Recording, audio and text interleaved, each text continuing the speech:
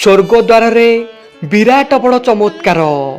ଜଳନ୍ତା ଜୁଇରୁ ଉଠି ବସିଛି ଝିଅ। ଏମିତି ଅଦ୍ଭୁତ ଘଟଣା ଆଗରୁ କେବେ ବି ଘଟିନଥିଲା। ବାପା ମାଙ୍କର ଛାତି ଫାଟି ପଡ଼ୁଛି। ସାଇ ପଡ଼ିଶା ଲୋକେ ନିଜ ଆଖକୁ ବିଶ୍ୱାସ ମଧ୍ୟ କରିପାରୁନାହାନ୍ତି। କେମିତି ଘଟିଲା ଏତେ ବଡ଼ ଗୋଟେ ଚମତ୍କାର? ଭିଡ଼ିଓଟି ଆରମ୍ଭ କରିବା ପୂର୍ବରୁ ଯଦି ଆପଣମାନେ ମହାପ୍ରଭୁଙ୍କୁ ମାନନ୍ତି, କାଳିଆକୁ ଭକ୍ତି କରନ୍ତି, ତାହେଲେ କମେଣ୍ଟ ବକ୍ସରେ ଜୟ ଜଗନ୍ନାଥ ଲେଖିଦିଅନ୍ତୁ। ଘଟଣାଟି ଆରମ୍ଭ ହେଉଛି ପୁରୀ ଜିଲ୍ଲା ସତ୍ୟବାଦୀ ବ୍ଲକ ଅନ୍ତର୍ଗତ ବାଲିସାହି ଗ୍ରାମରୁ। ସେହି ଛୋଟିଆ ଗାଁରେ ରହନ୍ତି ପ୍ରତାପ ବେହେରା। ପେଶାରେ ପ୍ରତାପ ବାବୁ ଜଣେ ଗୌଡ଼ ଜାତିର। ପ୍ରତିଦିନ ଗାଈ ଗୋଠ ନେଇ ସକାଳୁ ବାହାରି ପଡ଼ନ୍ତି।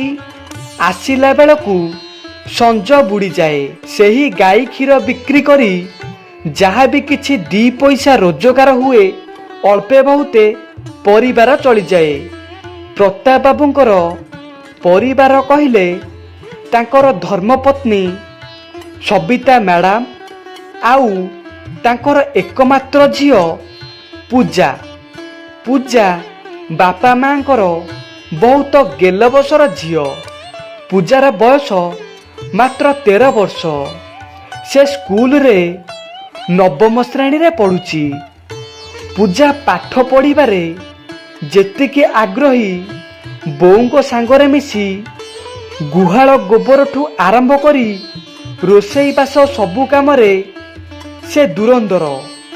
ସେଇଥିପାଇଁ ସ୍କୁଲର ଶିକ୍ଷକ ଶିକ୍ଷୟିତ୍ରୀ ପୂଜା ଉପରେ ଭାରି ଖୁସି। ବାପା ମା ବି ପୂଜାକୁ ନେଇ ଭାରି ଗର୍ବ କରନ୍ତି। ଏମିତି ପ୍ରତାପ ବାବୁଙ୍କର ଛୋଟିଆ ପରିବାର ହସ ଖୁସିରେ ଚାଲୁଥାଏ। ପ୍ରତାପ ବାବୁଙ୍କର ଏହି ହସ ଖୁସିରେ ସତେ ଯେମିତି କାହାର କାଳ ନଜର ପଡ଼ିଲା। ସେଇ ନିର୍ବୋଧ ଝିଅ ସହିତ ଘଟି ଯାଇଛି ବିରାଟ ବଡ଼ ଅଘଟଣ। ଝିଅ ପୂଜା ସକାଳୁ ଉଠି ନିଜର ନିତ୍ୟକର୍ମକୁ ସାରି ଠାକୁରଙ୍କ ପୂଜାର୍ଚ୍ଚନା କରି ବାହାରି ପଡ଼ିଲା ସ୍କୁଲକୁ। ସେଦିନ ପୂଜାର ସ୍କୁଲକୁ ଯିବା ପାଇଁ ଟିକେ ଡେରି ହୋଇଯାଇଥାଏ।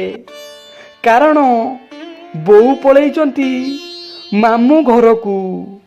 ତେଣୁ ପୂଜା ରୋଷେଇବାସ ସାରି ସ୍କୁଲ ଯିବା ପାଇଁ ବାହାରି ପଡ଼ିଲା।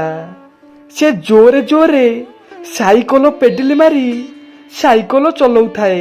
ସେତେବେଳକୁ ସମୟ ପାଖାପାଖି 11ଟା ବାଜିଗଲାଣି। ଠିକ୍ ସେହି ସମୟରେ ପୂଜାର ପଛପଟୁ ଗୋଟେ କାର ଆସି ଜୋରେ ଧକ୍କା ଦେଲା। ଆଉ ପୂଜା ଛିଟିକିରି ରାସ୍ତା ମଝିରେ ପଡ଼ିଲା। ଆଖପାଖରେ ଥିବା ଲୋକ ସେଟାକୁ ଆସି ରୁଣ୍ଡ ହୋଇଯାଆନ୍ତି। ଆଉ ଆମ୍ବୁଲାନ୍ସକୁ ଡାକି ମେଡ଼ିକାଲକୁ ନେଇଯାଆନ୍ତି। ବାପା ମା ଖବର ପାଇ ଦୌଡ଼ି ଆସନ୍ତି। ବୋଉ ଯେ ଛାତି ଫଟେଇ କାନ୍ଦୁଛନ୍ତି। ବାପା ଧୈର୍ଯ୍ୟ ଧରି ମେଡ଼ିକାଲକୁ ଆସନ୍ତି। ଆଉ ସେଠାକୁ ଆସି ଯାହା ଶୁଣିବାକୁ ପାଆନ୍ତି, ବାପାଙ୍କ ପାଦ ତଳୁ ମାଟି ଖସି ପଡ଼ିଲା। ସେମାନେ ଧୈର୍ଯ୍ୟହରା ହୋଇ ପଡ଼ନ୍ତି। ଡାକ୍ତର ବାବୁ କହନ୍ତି, ତୁମ ଝିଅ ଆଉ ଏ ଦୁନିଆରେ ନାହିଁ। ଏମିତି କଥା ଶୁଣି ସମସ୍ତେ ଆଶ୍ଚର୍ଯ୍ୟ। ବାପାଙ୍କ ଆଖିରୁ ଗମ ଗମ ହୋଇ ଲୁହ ବୋହି ପଡ଼େ। ତାଙ୍କ ମୁଣ୍ଡ କିଛି କାମ କରେ ନାହିଁ। ସାଇ ପଡ଼ିଶା ଯାଇ ଝିଅକୁ ମେଡ଼ିକାଲରୁ ସ୍ୱର୍ଗଦ୍ୱାରକୁ ନେଇଯାଆନ୍ତି। ବାପା ମା ଝିଅ ପଛରେ ଦୌଡ଼ି ଦୌଡ଼ି ଯାଆନ୍ତି। ଆଉ ଝିଅକୁ ଧରି ଛାତି ଫଟେଇ କାନ୍ଦନ୍ତି।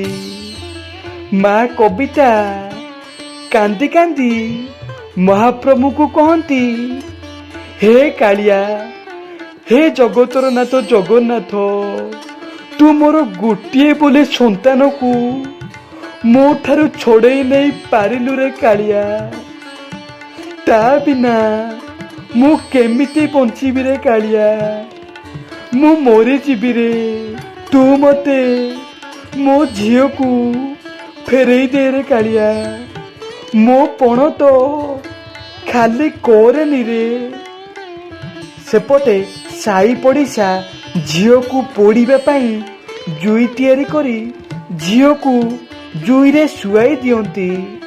ଆଉ ଯେତେବେଳେ ଝିଅ ମୁହଁରେ ନିଆଁ ଦେବାକୁ ଯାଆନ୍ତି, ସେତିକି ବେଳେ ଘଟିଯାଇଛି ବିରାଟ ବଡ଼ ଚମତ୍କାର, ଯାହାକୁ ଶୁଣିଲେ ଆପଣମାନଙ୍କ ଲୋମମୂଳ ଟାଙ୍କୁରି ଉଠିବ।